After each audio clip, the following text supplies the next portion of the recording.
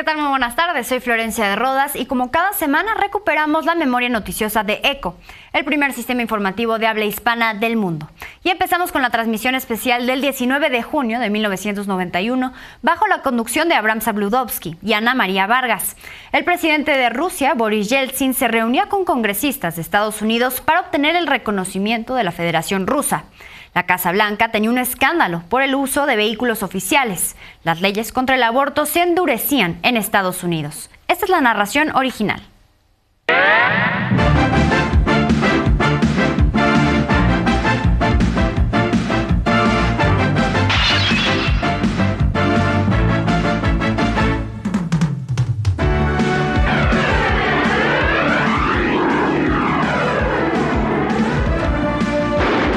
ECO con Abram Zabludovsky. Una vez más desde el Centro de Operaciones de ECO, las noticias más importantes a la hora. Boris Yeltsin, presidente de Rusia, se reunió con líderes del Congreso norteamericano. Primera jornada de 4 que cumplirá en los Estados Unidos. Yeltsin destacó que el principal objetivo de su visita es obtener el reconocimiento internacional de la Federación Rusa como república y como Estado. Boris Yeltsin, presidente electo de la República de Rusia, pasó toda la mañana en el Capitolio reuniéndose con los principales líderes del Congreso para tomar café, almorzar o simplemente charlar sobre sus planes para transformar la República de Rusia en la primera completa democracia orientada hacia el capitalismo de la Unión Soviética. Fue acompañado por sus anfitriones, los senadores George Mitchell, líder demócrata, y de Robert Dole, líder republicano. Tomando café, les dijo que las repúblicas están obteniendo la soberanía sobre la cual habló en Moscú con los senadores norteamericanos el año pasado. Dole, líder republicano, le dijo que el Congreso quiere entablar más contactos directos con las repúblicas en vez de hacerlo con el gobierno central. Le pidió que así se lo comentara claramente al presidente Bush. En la Cámara Baja el recibimiento fue distinto. El líder demócrata Thomas Foley dijo que en Estados Unidos hay todavía muy fuerte apoyo a los esfuerzos que está haciendo Mikhail Gorbachev para enfrentarse a los difíciles problemas de la Unión Soviética y para mejorar las relaciones entre los dos países. Agregó que Yeltsin es una figura importante en la Unión Soviética y por eso hay interés en escucharlo. Ese interés ha sido palpable por el número de personas que se reúnen a verlo cuando va a funciones públicas. John Sununu, secretario general de la Casa Blanca, fue acusado nuevamente de utilizar un vehículo oficial para atender asuntos personales. Algunos diarios estadounidenses señalaron que el presidente George Bush está muy molesto porque el señor Sununu usó la limusina de la Casa Blanca para asistir a una subasta de estampillas en la Casa Christie's de Nueva York, además de realizar otras actividades, pero ninguna de carácter oficial. Al parecer, el secretario de la Casa Blanca, el señor Sununu, prefirió utilizar el dinero de los contribuyentes a pagar el viaje a Nueva York. Sununu dijo que viajó en la limusina para estar en contacto permanente con el presidente Bush mediante el teléfono del vehículo. Hace menos de 2 meses, John Sununu fue seriamente criticado por utilizar transportes oficiales para asuntos personales. En esa ocasión, el presidente Bush restringió los viajes del jefe de su gabinete en el avión militar. Una lista publicada por la Casa Blanca informó que Sununu realizó 77 viajes personales en el avión militar durante los 2 últimos años. Los legisladores del estado de Luisiana aprobaron este miércoles, a pesar del veto del gobernador, la ley más restrictiva de Estados Unidos en materia de aborto. Surge así la posibilidad de condenar a penas de hasta 10 años de cárcel y $100,000 de multa a los médicos que interrumpan un embarazo por cualquier medio. La nueva ley prohíbe el aborto en cualquier caso, excepto para las víctimas de violación o incesto, si denuncian el hecho en menos de 7 días a la policía. También lo permite cuando la vida de la mujer corra peligro. El texto, que no establece condenas para la mujer que se someta a un aborto ilegal, no acepta como excepción los casos de malformación del feto, como solicitaba el gobernador del estado, Buddy Roemer. Esta es la primera vez en la historia del estado de Luisiana que el veto del gobernador a un proyecto de ley es anulado por las cámaras. Neil Bush, hijo del presidente de los Estados Unidos, George Bush, decidió retirar la apelación que presentó contra una limitación en su contra para asumir cargos en bancos o cajas de ahorro dictada por un tribunal. La justicia encontró culpable a Neil Bush de conflictos de interés entre 1985 y 1988, cuando era director externo de la Silverado Bank, una caja de ahorro que poco después quebró. Las autoridades no le prohibieron al hijo del presidente Bush desarrollar actividades en sector bancario, pero le impusieron restricciones que Neil adelantó que apelaría.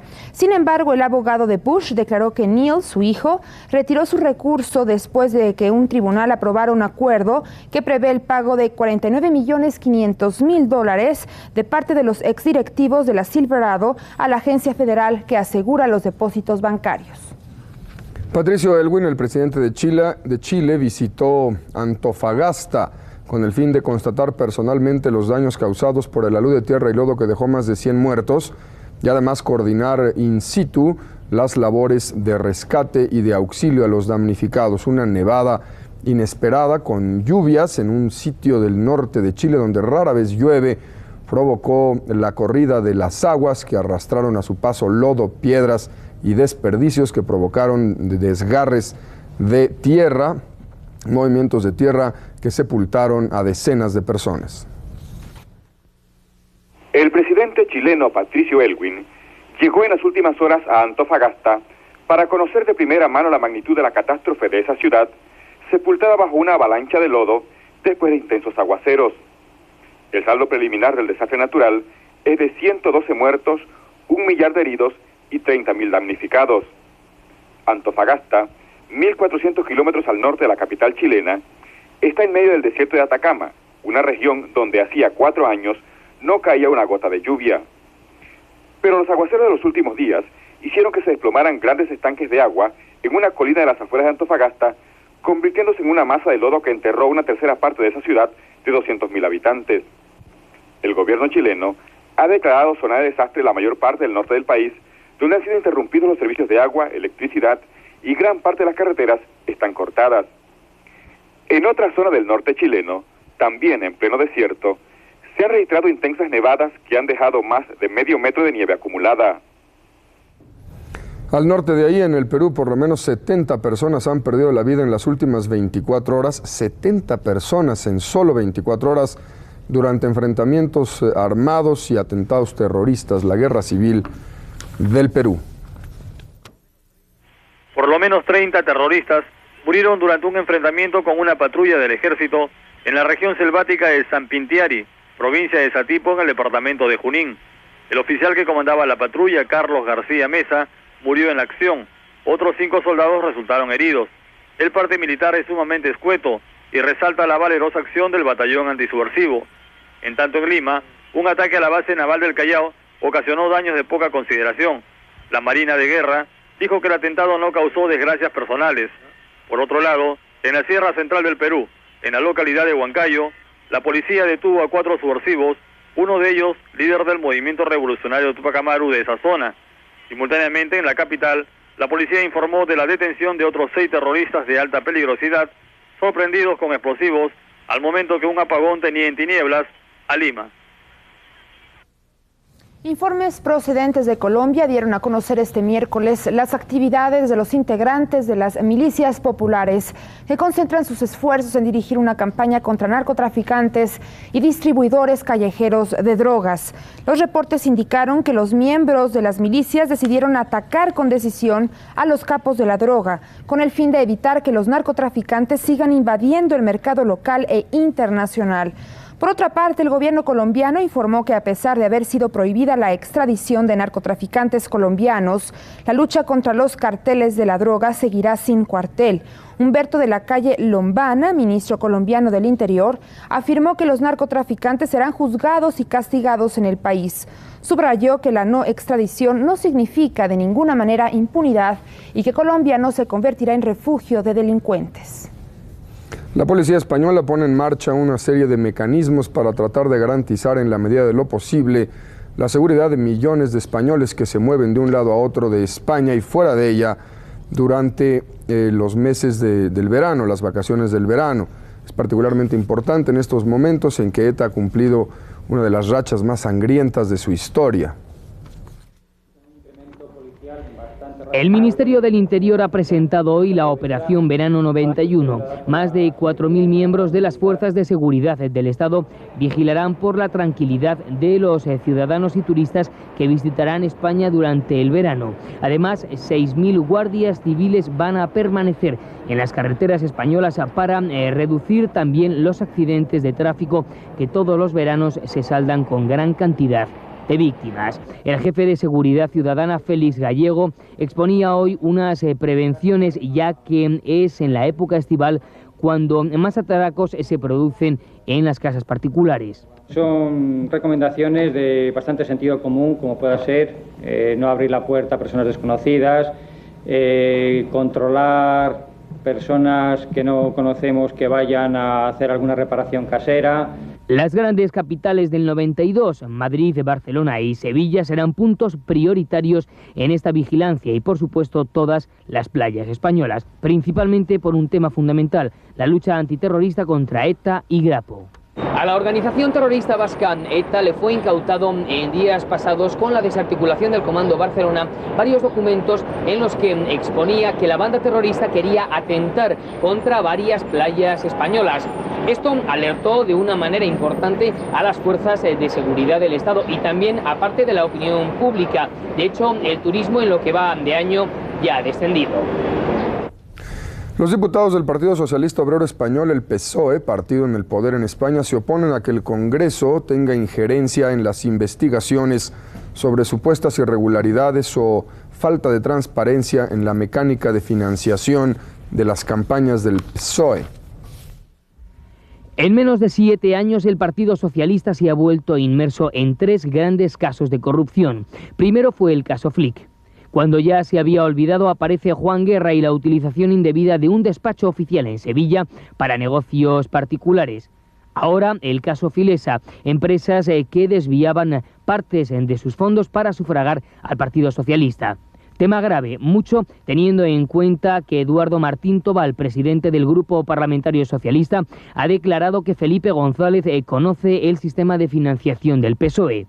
Tema grave y mucho cuando se ponen cortapisas en las investigaciones. Los diputados socialistas se han negado a que el Congreso investigue las actividades del responsable de finanzas del PSOE, Carlos Navarro.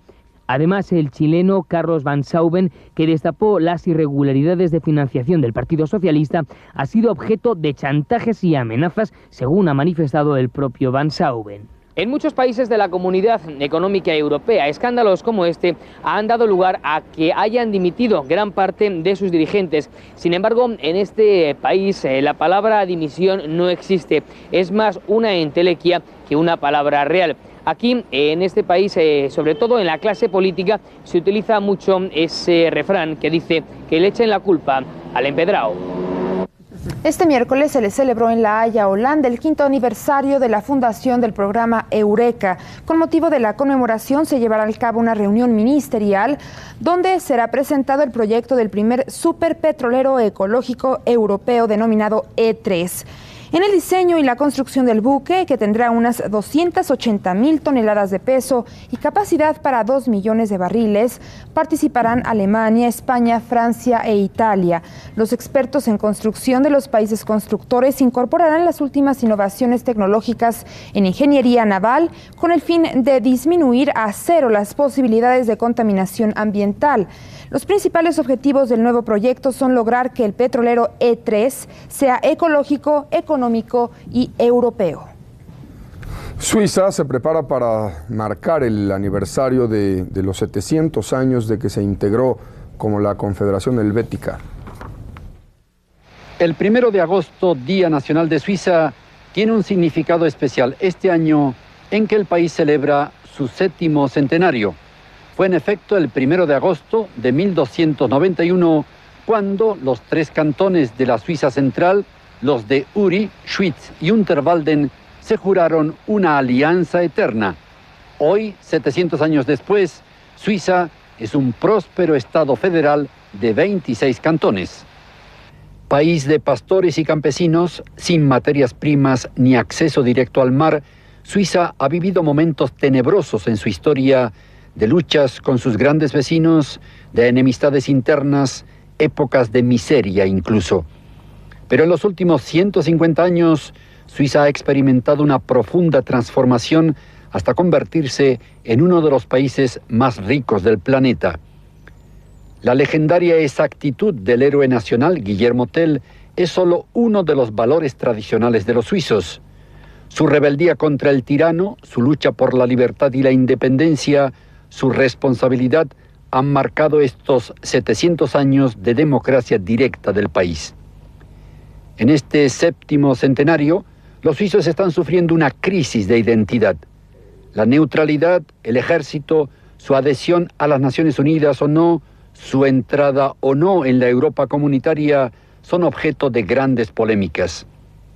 A pesar de todo, con 4 lenguas nacionales, 2 religiones dominantes y 26 cantones, Suiza, Estado confederado, sigue siendo un modelo para muchos países e incluso para la Europa confederada del futuro.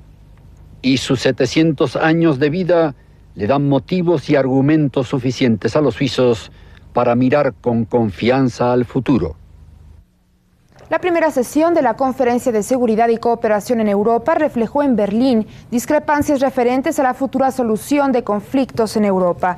No obstante, los ministros del Exterior de los países participantes coincidieron en la conveniencia de crear un dispositivo europeo de arbitraje. Con la admisión de Albania como miembro 35, quedaron incorporados todos los estados europeos. Otras coincidencias de los ministros han sido a favor de la unidad estatal yugoslava y la solución pacífica de los conflictos nacionales en esa república balcánica.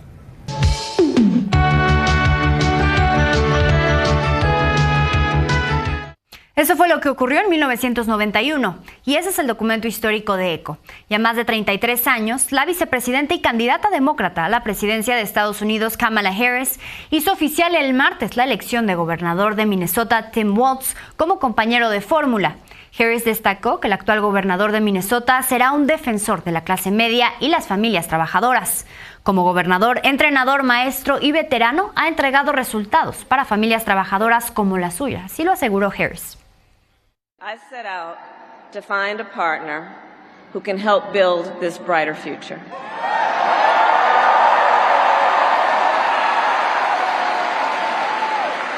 A leader who will help unite our nation and move us forward.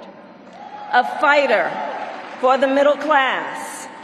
A patriot who believes, as I do, in the extraordinary promise of America.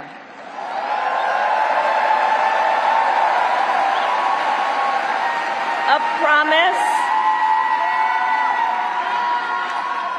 promise of freedom, opportunity, and justice, not just for some, but for all.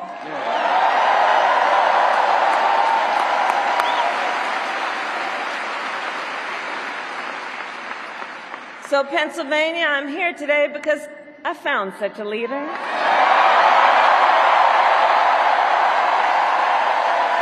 Governor Tim Walz of the great state of Minnesota. Pero ¿quién es Tim Walz? Veamos este trabajo de Fernando Muñoz. El gobernador de Minnesota, Tim Walz, se convirtió en el compañero de fórmula de la virtual candidata presidencial demócrata, Kamala Harris, para la contienda electoral de Estados Unidos este 2024. Así lo anunció en X Kamala Harris. Tim Walz se posicionó en el escenario público recientemente, tras brindar su apoyo a la reelección del presidente Joe Biden y luego a la candidatura virtual de Kamala Harris. El demócrata Tim Walz nació el 6 de abril de 1964 en Nebraska, Estados Unidos. Walz se graduó con un título en Ciencias Sociales por la Universidad Estatal Chadron en Nebraska en 1989.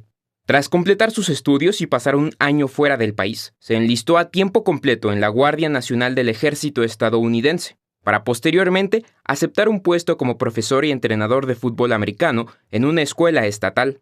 Después de 24 años en la Guardia Nacional del Ejército, Tim Walz se retiró en 2005 como sargento mayor de comando del Batallón de Artillería de Campaña. Como un veterano, en 2006 se adentró a la política y ganó su primera elección a la Cámara de Representantes de los Estados Unidos, cargo que desempeñó por los siguientes 12 años en el primer distrito congresional de Minnesota. En 2018 ganó las elecciones para gobernador de Minnesota tras contender con el republicano Jeff Johnson. Como el 41º gobernador de Minnesota, fortaleció las bases para generar electricidad limpia, amplió las protecciones para el derecho al aborto y promulgó nuevas protecciones para los derechos trans.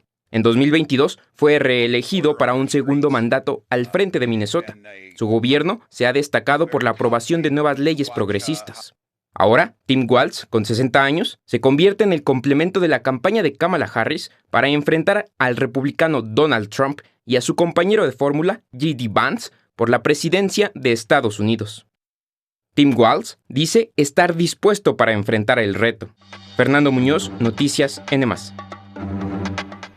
La elección de Tim Walz como compañero de fórmula de Kamala Harris provocó una reacción inmediata en el bando republicano. Caroline Leavitt, jefa de prensa de campaña de Donald Trump, calificó al gobernador de Minnesota como un izquierdoso radical que no dice la verdad a los votantes. Además, que el proyecto político de Walz al frente de Minnesota ha consistido en remodelar su estado a imagen de California, donde nació Kamala Harris, y que maneja una peligrosa agenda izquierdista. El primer debate entre candidatos presidenciales en Estados Unidos podría concretarse el 4 de septiembre en Pensilvania. El expresidente Donald Trump, candidato por el Partido Republicano, anunció en redes sociales que aceptó la propuesta de una cadena de televisión para el debate con la demócrata y actual vicepresidenta Kamala Harris. Detalles de este debate aún están pendientes, como el lugar apropiado y la hora en esa ciudad, siguiendo las mismas reglas observadas en el debate entre Donald Trump y el presidente Joe Biden el 27 de junio. Vamos a una pausa. Al regresar, Ucrania lanzó ataque militar en la zona fronteriza de Kursk. Vladimir Putin reconoció que esta incursión aumenta la crisis entre los dos países. No se vaya, ya volvemos.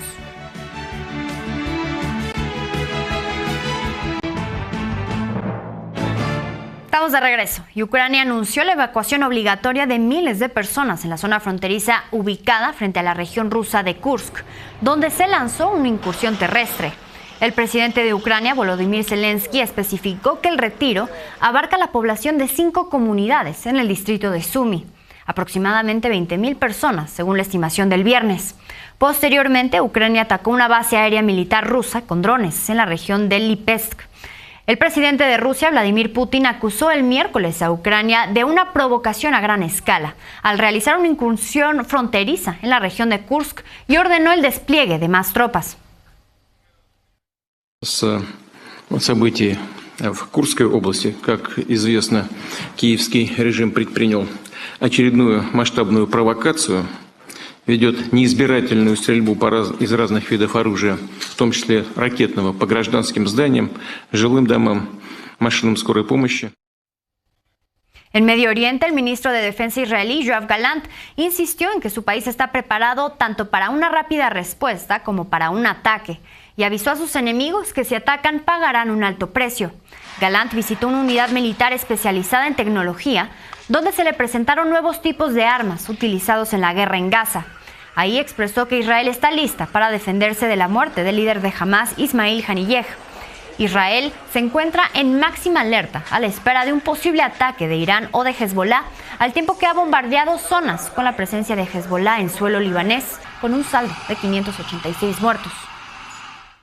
El portavoz del Ministerio de Asuntos Exteriores iraní, Nasser Kanani, aseguró que su país no busca una escalada de la tensión regional, pero cree necesario castigar a Israel para evitar una mayor inestabilidad tras la muerte del líder de Hamas, Ismail Haniyeh, la semana pasada en Teherán. Kanani agregó que Irán considera su derecho a defender su seguridad nacional, su soberanía y su integridad territorial, y que tiene legalmente el derecho de castigar a Israel por matar al líder de Hamas. El movimiento islamista palestino Hamas anunció el martes que designó como nuevo líder político a Yahya Sinwar, jefe de la organización en la Franja de Gaza. Esto se produce una semana después de la muerte del dirigente Ismail Haniyeh en Irán. El nombramiento de Yahya Sinwar fue divulgado mediante un comunicado. Sinwar, de 61 años, nació en el campo de refugiados de Khan Yunis, en el extremo sur de la Franja de Gaza, y sus padres eran refugiados. El secretario de Estado estadounidense, Anthony Blinken, dijo el lunes que Washington estaba llevando a cabo una intensa labor diplomática para aliviar la tensión en Oriente Medio e instó a todas las partes a abstenerse de una escalada. Después de reunirse con la ministra australiana de Asuntos Exteriores, Penny Wong, Blinken dijo que también era clave alcanzar un acuerdo de alto al fuego en Gaza y pidió a todas las partes que encontraran la forma de lograrlo. Un día después, Blinken instó al nuevo jefe del movimiento islamista Hamas, Yahya Sinwar, a aceptar un alto al fuego en Gaza. En tanto, el alto comisionado de la ONU para los Derechos Humanos, Volker Turk, actuar con urgencia para evitar una propagación del conflicto en Oriente Medio ante el creciente riesgo de una escalada militar entre Irán y sus aliados e Israel. El martes, el líder del movimiento chiita libanés Hezbollah, Hassan Nasrallah, afirmó que su grupo e Irán están obligados a tomar represalias contra Israel sin importar las consecuencias, tras los asesinatos la semana pasada del jefe político de Hamas y del mando militar de su organización. Nasrallah afirmó que Hezbollah actuará solo o en el marco de una respuesta coordinada de todo el denominado eje de la resistencia, que incluye a los movimientos afines a Irán en Medio Oriente. El presidente de Bangladesh, Mohamed Shahabuddin, anunció el martes la disolución del Parlamento y dio así vía libre a la formación de un gobierno interino, un día después de la renuncia y huida del país de Sheikh Hasina. Posteriormente, el jefe del ejército de Bangladesh, Waqar Uzzaman, dio a conocer la formación de un gobierno interino. La violencia en ese país provocó al menos 400 muertos desde el 1 de julio. El jueves, el premio Nobel de la Paz, Muhammad Yunus, llegó a Dhaka, donde tomó posesión como nuevo líder del gobierno interino de Bangladesh. Y en otra información, el jefe del Consejo Nacional Electoral de Venezuela, Elvis Amoroso, entregó ante la Corte Suprema las actas de la elección presidencial, en la que resultó reelecto el presidente Nicolás Maduro, quien pidió al máximo tribunal certificar el proceso tras denuncias de fraude de la oposición. Tanto el Consejo Nacional Electoral como el Tribunal Supremo de Justicia son acusados por la oposición de servir al chavismo gobernante. En Venezuela, la cifra de muertos por las protestas contra la reelección de Nicolás Maduro se elevó a 24. Esto de acuerdo con la ONG de Derechos Humanos Provea. Y antes de despedirnos, debido al intenso calor que se registra en España, propietarios de perritos han descubierto un parque acuático en Cataluña. Las mascotas pueden darse un refrescante baño, competir en salto de longitud, además de participar en exhibiciones caninas por raza.